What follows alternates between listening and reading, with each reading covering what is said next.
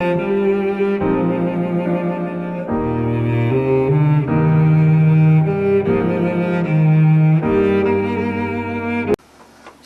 행복한 교회 성도 여러분, 이 영상을 보시는 하나님 나라의 귀한 자녀 여러분, 오늘은 2021년 8월 8일 주일입니다. 거룩한 주일이죠. 코로나19로 인해서 함께 모여서 예배드리지 못하고 비대면 영상 예배를 몇 주째 지내고 있습니다. 하루빨리 이 코로나19가 잠잠해지고 성도들이 함께 다 같이 모여서 하나님을 찬양하고 영광을 돌리고 또한 성스러운 만찬과 교제를 통하여 우리 행복한 교회가 지속적으로 이 지역에 하나님의 빛을 바라며 많은 사람들을 구원하는 장소가 되기를 간절히 원합니다. 오늘 우리에게 주시는 이 말씀을 통해서 우리가 배워야 할 내용 중에 핵심은 항상 기도가 응답되지 않는다. 왜 하나님 우리 교회의 기도를 응답하지 않습니까? 왜 나의 기도에 응답하지 않습니까? 원인이 과연 무엇일까요? 물론 여러 가지 이야기를 합니다. 그런데 이스라엘 백성들에게 하나님께서 하신 말씀들이 오늘 본문에 나옵니다. 이래서 내가 너희들에게 가까이 갈 수가 없다. 가까이 갈 수가 없다는 얘기는 응답이 안 된다는 거죠.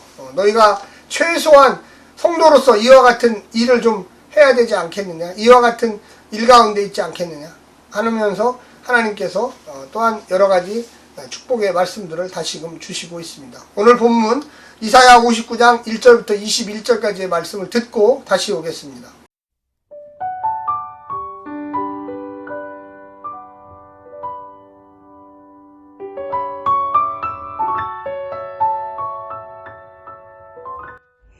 이사야 59장. 여호와의 손이 짧아 구원하지 못하심도 아니요 귀가 둔하여 듣지 못하심도 아니라 오직 너희 죄악이 너희와 너희 하나님 사이를 갈라놓았고 너희 죄가 그의 얼굴을 가리어서 너희에게서 듣지 않으시게 함이니라.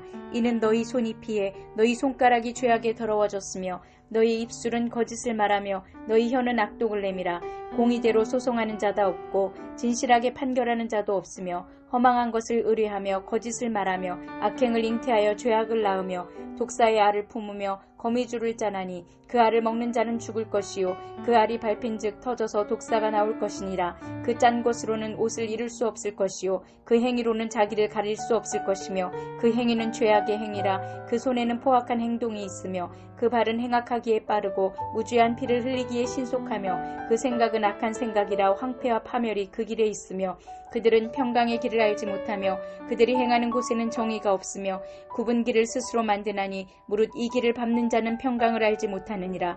그러므로 정의가 우리에게서 멀고 공의가 우리에게 미치지 못한즉 우리가 빛을 바라나 어둠뿐이요 밝은 것을 바라나 캄캄한 가운데에 행함으로 우리가 맹인같이 담을 더듬으며 눈 없는 자같이 두루 더듬으며 낮에도 황혼때같이 넘어지니 우리는 강장한 자 중에서도 죽은 자 같은지라.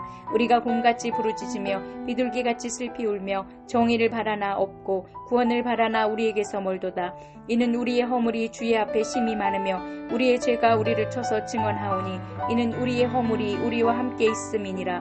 우리의 죄악을 우리가 아나이다. 우리가 여호와를 배반하고 속였으며 우리 하나님을 따르는 데에서 돌이켜 포악과 패역을 말하며 거짓말을 마음에 잉태하여 낳으니 정의가 뒤로 물리침이 되고 공의가 멀리 섰으며 성실이 거리에 엎드러지고 정직이 나타나지 못하는도다. 성실이 없어짐으로 악을 떠나는 자가 탈출을 당하는도다. 여호와께서 이를 살피시고 그 정의가 없는 것을 기뻐하지 아니하시고 사람이 없음을 보시며 중재자가 없음을 이상히 여기셨으므로 자기 팔로 스스로 구원을 베푸시며 자기의 공의를 스스로 의지하사 공의를 갑옷으로 삼으시며 구원을 자기의 머리에 써서 투구로 삼으시며 보복을 속옷으로 삼으시며 열심을 입어 겉옷으로 삼으시고 그들의 행위대로 갚으시되 그 원수에게 분노하시며 그 원수에게 보응하시며 섬들에게 보복하실 것이라. 서쪽에서 여호와의 이름을 두려워하겠고 해돋는 쪽에서 그의 영광을 두려워할 것은 여호와께서 그 기운에 몰려 급히 흐르는 강물같이 오실 것이미로다. 여호와의 말씀이니라. 구속자가 시온에 임하며 야곱의 자손 가운데에서 죄가를 떠나는 자에게 임하리라. 여호와께서 이르시되 내가 그들과 세운 나의 언약이 이러하니 곧 내 위에 있는 나의 영과 내 입에 둔 나의 말이 이제부터 영원하도록 내 입에서와 내 후손의 입에서와 내 후손의 후손의 입에서 떠나지 아니하리라 하시니라. 여호와의 말씀이니라.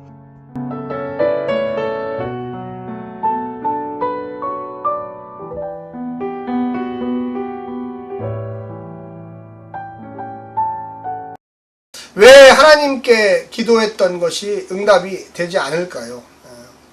뭔가 금식도 하고 뭔가 하나님께 예배도 드리고 하나님을 찾고 부르짖었는데 하나님은 나 몰라라 하는 것처럼 느껴질까요?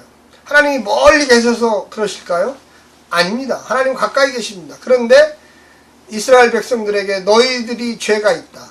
공의가 없고 정의가 없다. 그런데 내가 너희에게 어떻게 응답을 하며 축복을 줄 수가 있겠느냐. 바벨론 포로에서 돌아온 이스라엘 사람들이 예루살렘에 도착해서 시간이 가면 갈수록 하나님에 대한 소망은 사라져 가기 시작했습니다. 너무나 안타깝죠. 하나님이 고레스를 통해서 해방을 주셔서 예루살렘으로 돌아왔는데 그들의 지도자들은 우상숭배에 빠져 있습니다. 많은 사람들은 금식을 하는데 그 금식의 가장 근본적인 정의와 평화, 이웃과의 사랑 이런 것들을 잊어버렸습니다. 그래서 오늘 본문에 보게 되면 이렇게 이야기합니다. 1절에 여호와의 손이 짧아 구원하지 못하심도 아니요 귀가 둔하여 듣지 못하심도 아니라 오직 너희 죄악이 너희와 너희 하나님 사이를 갈라놓았고 죄악 너희 사이에 죄악이 있다. 우리가 구약 전체를 통하여 이야기하는 것 중에 하나님이 죄악이 있으면 역사하지 않습니다. 하나님 바로 옆에 계셔도 그냥 놔둬요. 그 죄악이 자라고 자라서 그 공동체를 아프게 하고 찌르고 그 개인과 가정을 힘들게 할 때까지 기다립니다. 성도는 뭐냐? 빨리 죄악을 똥 치우듯이 치워버려야 돼요. 밖으로 내쫓아버려야 돼요.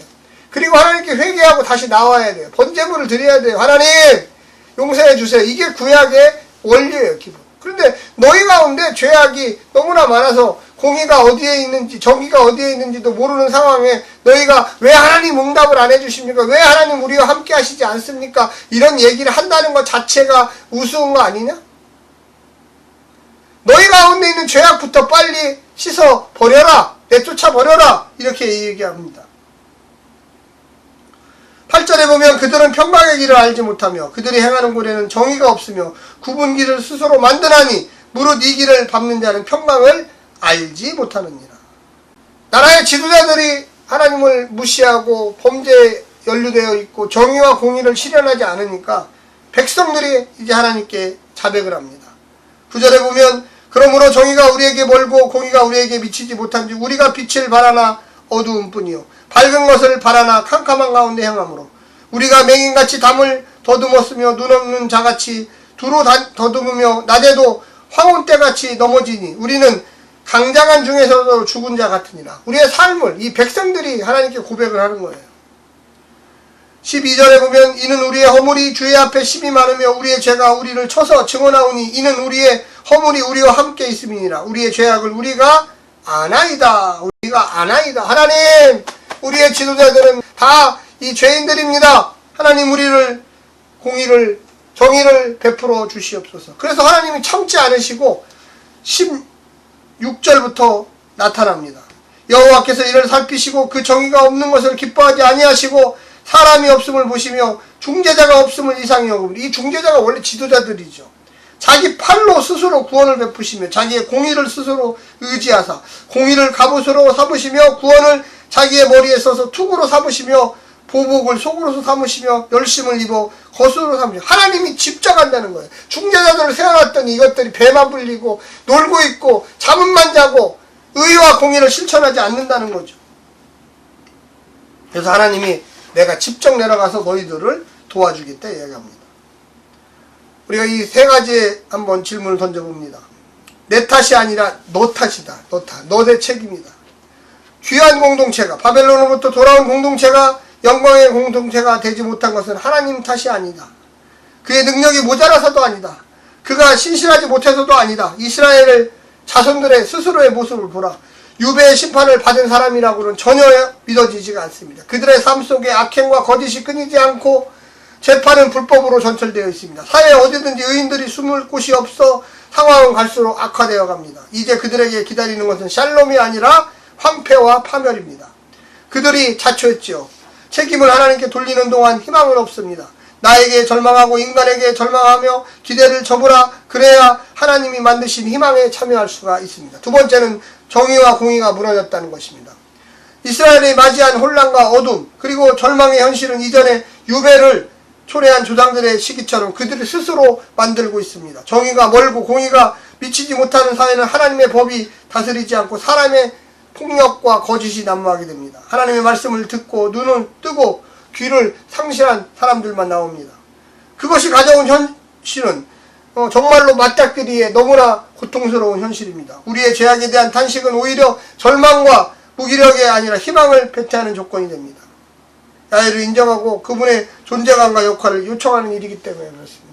그래서 이 민중들이 하나님 앞에 나와서 간구하기 시작하는 거죠. 하나님, 우리를 돌봐 주시옵소서. 우리는 죄인들입니다. 회개하는 거죠. 세 번째는 내가 직접 개입하리라. 하나님이 참다 이 중간에 보낸 이 지도자들을 하나같이 이렇게 악하느냐. 영적 지도자들의 부재 현상이 심각합니다. 하나님의 일을 대신 해줄 사람들이 없습니다. 이제 하나님이 직접 나와서 언약 백성들을 구원하기 시작합니다. 할렐루야! 하나님의 영이 임하고 하나님의 말씀이 주어지며 하나님의 말씀을 증거할 사람들이 점점점 새롭게 나오기 시작합니다. 증언자들이 나오기 시작하죠. 오늘 하루 승리하시고 이 말씀을 통해서 우리가 하나님께 어떻게 간구하며 나아갈지를 고민하시기를 간절히 부탁드립니다. 샬롬.